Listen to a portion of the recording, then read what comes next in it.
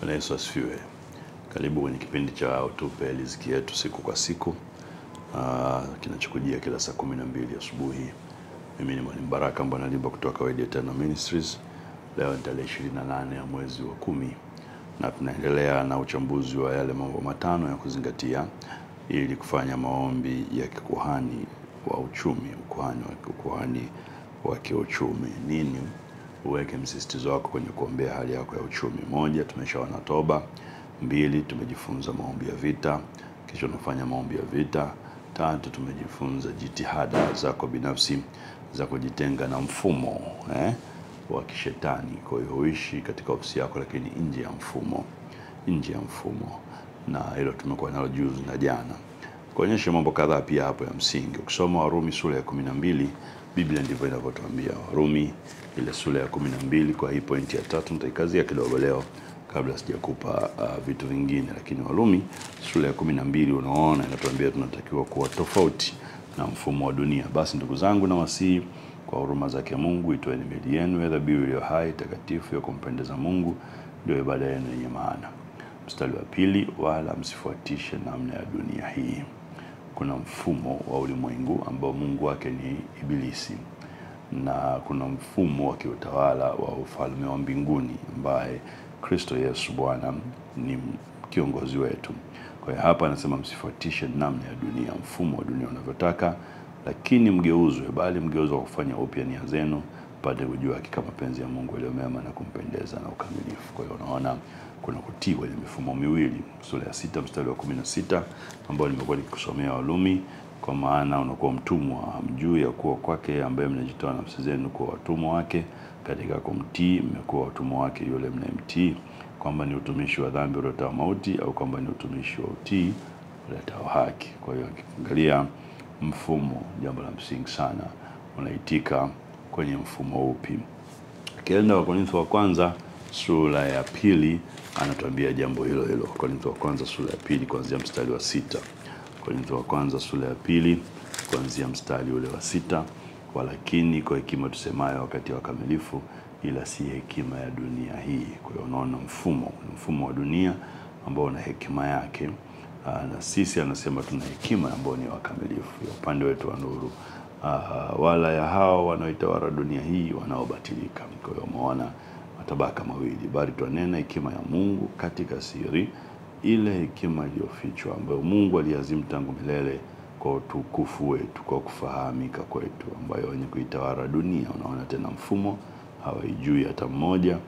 Kama wangelijua wasingemsulubisha Bwana wa utukufu. Kwa hiyo hakikisha unajitenga na kila mfumo wa kipepo, kila mfumo wa kichawi, na unafanya hivyo kwa kuruhusu Roho Mtakatifu afanye kazi ndani yako, ndivyo utakavyofanikiwa. Ifike kipindi ujitenge kiasi ambacho bosi wako aseme tupate wapi mtu mwenye hekima na roho wa Mungu kama Yusufu, kama wewe, kwa sababu ameona kitu kilichoko ndani yako. Ifike mahala mfalme aseme nikimpa kazi Danieli sitapata hasara kwa sababu ana roho bora ndani yake. Ameone roho wa Mungu aliyoko ndani yako na kupe nafasi, sio kwa sababu ya uganga na uchawi na mfumo wa Kisodoma. Jambo la 4 la kuzingatia unapofanya maombi ya ukuhani wa kiuchumi. Jambo la 4, ombea eneo lako la kazi au ardhi ilipo, kiwanja chenu kilipo. Kuna nguvu sana ya kuomba kiwa kwenye eneo. Kwa tenga muda, hakikisha unaombea eneo la biashara lako physically. Hata kama unaomba nyumbani, unaomba kanisani, omba hapo ulipo. Kama unahitaji kuwahi zaidi ya watu wote, hakikisha unawahi. Kama unahitaji kuchelewa zaidi uliombe, hakikisha unaombea ardhi na anga, tungeweza kusema la eneo lako la kazi, la biashara. Ina nguvu sana. Unajua Yoshua ile sura ya 1, moja ya maagizo ya Mungu kwa wana wa Israeli ni kwamba atawapa hiyo ardhi ya Kanaani kuwa yao. Lakini angalia maelekezo, kokote ambako nyayo za miguu zitakanyaga nimewapa kuwa kwenu. Kwa hiyo unaona kukanyaga kunaleta umiliki, kukanyaga kunaleta umiliki, na kwa hiyo ni muhimu sana kuomba kwa kukanyaga ardhi ya ofisini. Sura ya 1 Yoshua mstari wa 3, kila mahali zitakapokanyaga nyayo za miguu yenu nimewapa ninyi kama nilivyomwapia Musa, kila mahali zitakapokanyaga nyayo za miguu yenu nimewapa ninyi kama nilivyomwapia Musa. Kuna nguvu kwenye kukanyaga, iko nguvu ya umiliki. Sura ya 11 hiyo Kumbukumbu la Torati, sura ya 11 mstari wa 24 25 hivi anatuambia jambo hili. Sura ya 11 unajua Kumbukumbu la Torati mstari wa 24, kila mahali mtakapokanyaga kwa nyayo za miguu yenu patakuwa penu. Anazungumza na mipaka. Nini nataka nikuonyeshe? Hakikisha unaomba ukiwa kwenye ardhi ya ofisini kwako, ukiwa kwenye ardhi ya eneo lako la biashara, ukiwa kwenye ardhi ya huduma yako ilipo. Omba ukiwa hapo kwa kukanyaga. Ukiweza kufanya peku ni sawa, wengine wanafanya kanyaga na viatu, vitamkie viatu. Ukizunguka na gari, tamkie hiyo gari na matairi ya gari ya kwamba hayo ni miguu yako, na inakuwa hivyo. Hakikisha unaombea eneo la kazi. Tunafundishana kwenye maombi ya vita ya kwamba vita inapiganwa eneo la vita, na adui sharti umwendee. Biblia inasema kumshinda adui, moja hapo ya kitu unatakiwa kufanya ni kumwendea aliko, na alipo ni hapo eneo lako la kazi. Unapofanya maombi ya vita ya namna hii, ombea kiti chako unachokalia ofisini, ombea hiyo ardhi ya ofisini, ombea hilo duka physically. Hakikisha unaomba. Wenzetu wasio wa Mungu wetu unaona wameondoa aibu kwenye hili swala. Aidha wanafuai asubuhi wanaomba, wanafukiza uvumba, au kwa katikati dukani wanafukiza uvumba kwa Mungu wao katikati ya duka na watu hapo. Unahitaji kufanya hivyo pia. Ni vita ya kiroho, ya kiuchumi. Hakikisha unaomba eneo lako la kazi. Pata dakika chache kutamka neno kabla ya kuanza biashara. Ikiwezekana na wafanyakazi wako, pata neno unapofunga.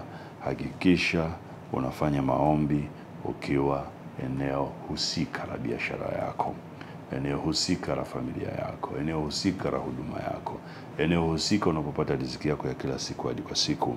Omba ikiwezekana kwa kutembea. Nakumbuka Yoshua sura ya 6, wana wa Israeli wakaambiwa wazunguke Yeriko mara 6, na kisha mara ya 6 ile ya 7 wazunguke wapige tarumbeta, ukuta ukaanguka kwa kutembea. Kwa hiyo pia unahitaji kufanya hivyo. Hakikisha unafanya maombi ya kuzunguka. Angalia sura ya 6 Yoshua anasema basi Yeriko ulikuwa umefungwa kabisa, umefungwa kabisa kwa sababu ya wana wa Israeli. Hapana mtu aliyotoka wala hapana mtu aliyeingia. Walifunga Yeriko kwa sababu zao, lakini Biblia inatuambia kumbe Mungu alikuwa amewatunzia ule mji Israeli. Inawezekana pia ofisini kwako pako hivyo. Unaona ni kama hamna mpenyo shuleni kwako, unaona kama hamna mpenyo kwenye huduma, pamefungwa, unaona kama hamna mpenyo. Niko hapa kukuambia leo ni kwamba ni kwa sababu yako.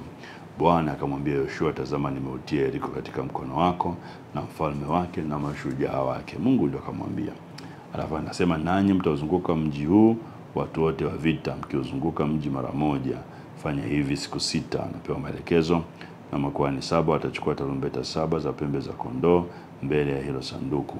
Kwa hiyo akapewa maelekezo ya kuzunguka huko akikanyaga ardhi ile ya Yeriko. Na unajua lililotokea baada ya kupiga tarumbeta na kushangilia ile mara ya 7 ya siku ya 7, ukuta ukadondoka. Na bado akaambia endeleeni mbele mkikabili. Kuna nguvu ya kukanyaga, ya kuomba kwa kukanyaga. Ukiamua kufanya maombi ya namna hii ya Yeriko, fanya kwenye ofisi yako, fanya kwenye eneo lako la biashara. Tumia mkakati wa Yoshua sura ya 6, ombea ardhi yako ambako unapata riziki yako ya kila siku physically, kwa kufika, kwa kuwepo hapo, na utaona badiliko kubwa sana. Mungu akubariki sana, akupe hekima na nguvu ya kufanya hivyo. Karibu kesho kwa jambo la 5 la kufanya unapofanya maombi ukuwa na kiuchumi, ili uwe na matunda na utoshelevu katika maisha yako. Mungu akubariki sana. Amen.